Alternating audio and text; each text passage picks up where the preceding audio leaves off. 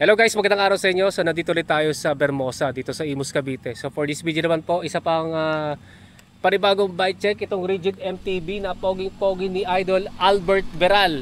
Yan, so ngayon lang ako nakakita na ganitong brand na naka-rigid setup, no? Kasi dun sa bike, meron din kaming ganyan. Pero iba lang yung kulay at saka naka-stock na suspension fork. So kita-kita ko na, nung nakita ko sa kanya na ganito, nung yan, ang ganda ng tindig eh, oh. Bagay na bagay sa naka-rigid rigid setup, no. Ito nga, ito yung may-ari no, si Idol Albert Beral, no. Oh, how are you guys? Yan. Yan, so Idol pala. Before tayo mag-start, no, bigyan niyo ako ng background dito sa Rigid MTB niyo. Kailan niyo na-purchase, no? Early 2021 sa ano pa yan? Sa Abu Dhabi. Sa Abu Dhabi pa. Abu Dhabi pa. After pandemic kasi walang physical activities nga. Oo. So, nag-bike na lang kami. XC setup siya dati. Ah. Siyempre nung umuwi ako 2022, ano na, hindi naman ako nagte-trail dito. Kaya nakita ko, ganito karamihan na set. Okay naman, bumagay naman. Rigid na lang ako. Tsaka mas gumana, di ba? Oo, may ano rin, naka-improve din sa gaan niya. Ano po yung mga stock yung stock parts na ano to ba, kumbaga lahat ba to na upgrade o hindi pa? Ang original na lang diyan itong crank, chain ring, yung both sa frame. Oh, yun na lang eh, lahat palit na eh. Yung brake set, Tektro yan eh. Tektro yan, original. Kasi ganyan doon sa shop eh, yung sa Tektro tsaka yung ano niya, shifter. As RAM. Bali kailan mo na dali doon sa Pilipinas? 2022. 2022. Bali sa early 2022. Bali sa nyo so far na i-ride to? Pinakamalayo kamay ni Jesus. Quezon. Ayun Quezon. Yung pinakamalayo na ano nito, napunta. Tapos Laguna Loop. Ayun, may mga plano this year bago matapos.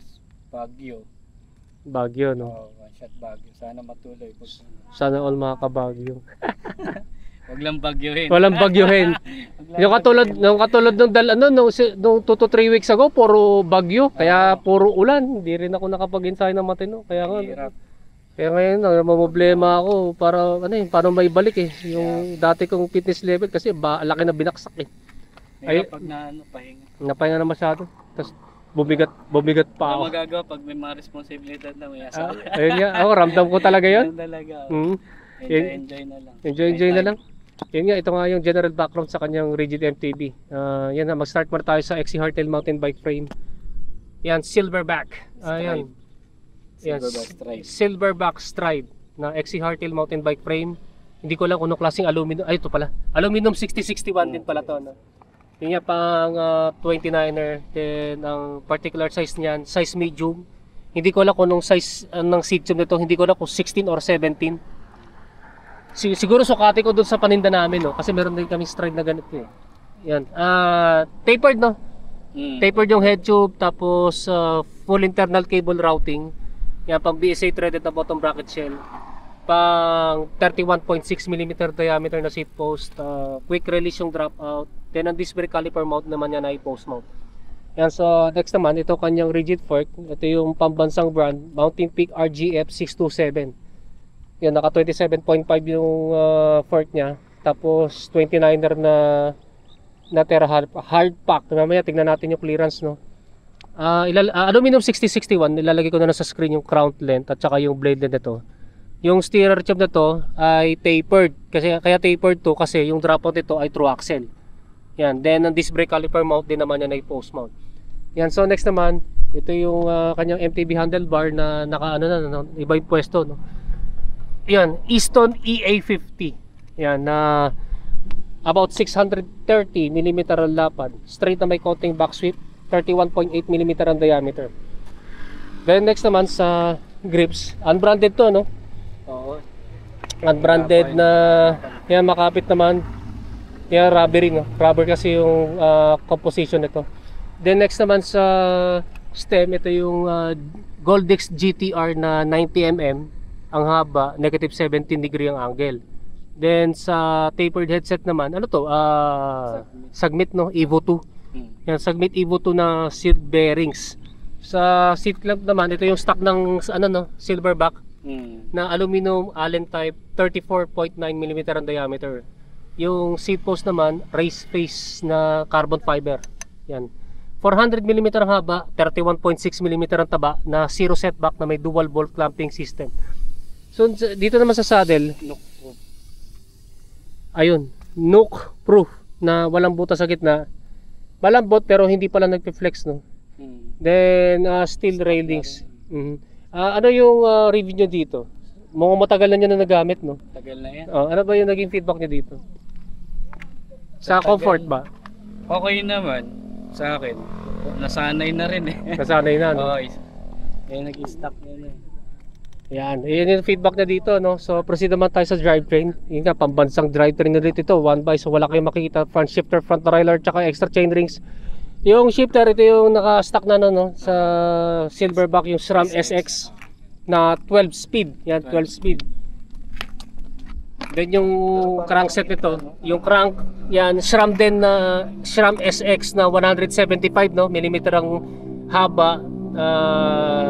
Yung direct mount, yan, direct mount na DUB no, hex na DUB. Then yung SRAM din yung bottom bracket no. Yun, SRAM din yung bottom bracket. Yung chainring naman, ito yung sa chainring kahapon ni Kuya no.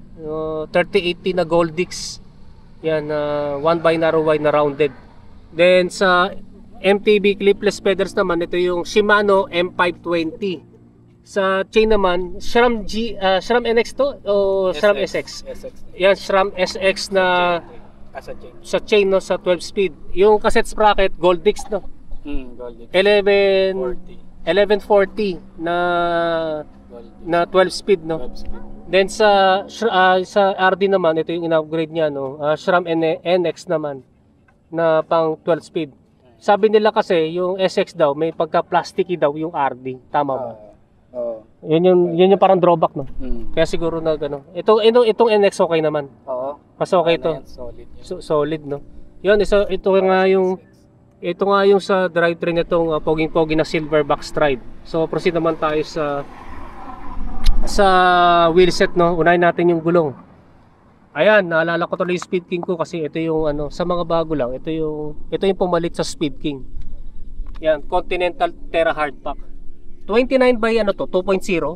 29 by 2.0 na foldable, di ba? Tsaka tubeless ready na to.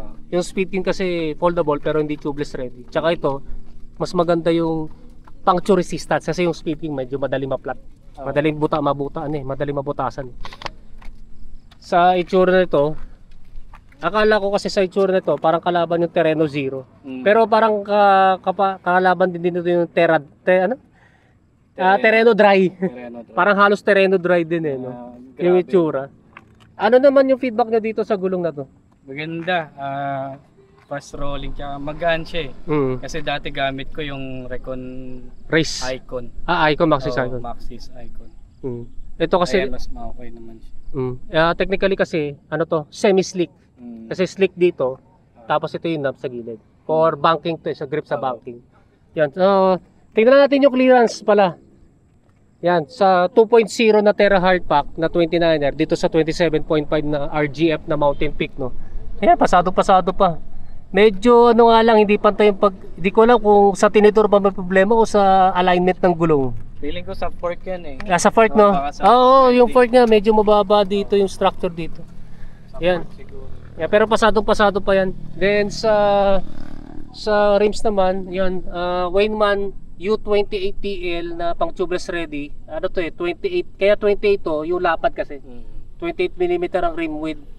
Aluminum double wall 32 holes. Pillar spokes yung spokes and nipples. Then sa sa hubs naman, speed 1 torpedo to na 8 poles eh. 8 poles kasi type of free hub body, seal bearings. I-check natin yung tunog nito idol kapag naka free wheel. Paikotin natin.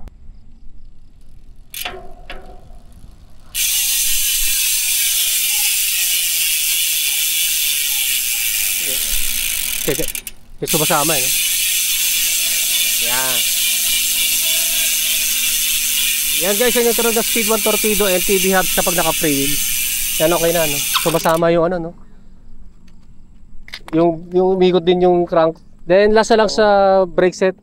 Ito yung stock brake set ng ano, no, ng Silverback, yung Tektro.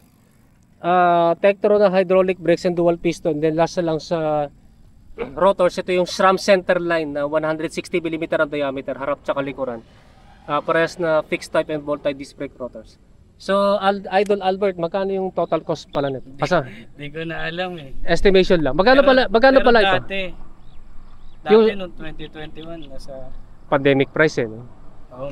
nasa, siguro may mga almost 60k. Dati Oo.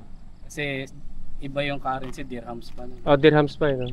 4,700, 4,800 plus siya, dirhams. Yung stock pa lang yun. Yun na yun. Yun ano, yun yung cost times, nun. ano na lang siguro, 14 gano'n. Ayun nga, ito nga, Almost, almost almost 60. 60, no? Kasi yun nga, pandemic price din kasi. Yun, ito nga guys, ito nga yung Silverback Stride Rigid MTB ni Idol Albert, no? Yan.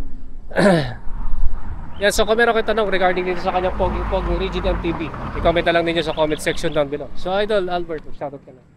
Shoutout sa kay Kuya Efren, hinahanap ko, tsaka sa mga kakilala ko na siklista. Yung Tour de France, yan. Mga tropang bata. Ayun, so maraming salamat Idol. Salamat Nakasalubong ko kasi siya eh, dun sa TikTok. Yun, maraming salamat sa inyong panonood. And don't forget to subscribe sa aking YouTube channel. Pakiclick na lang yung notification button para matotally notify kayo. Yan guys, maraming salamat sa inyo and rise po sa inyo.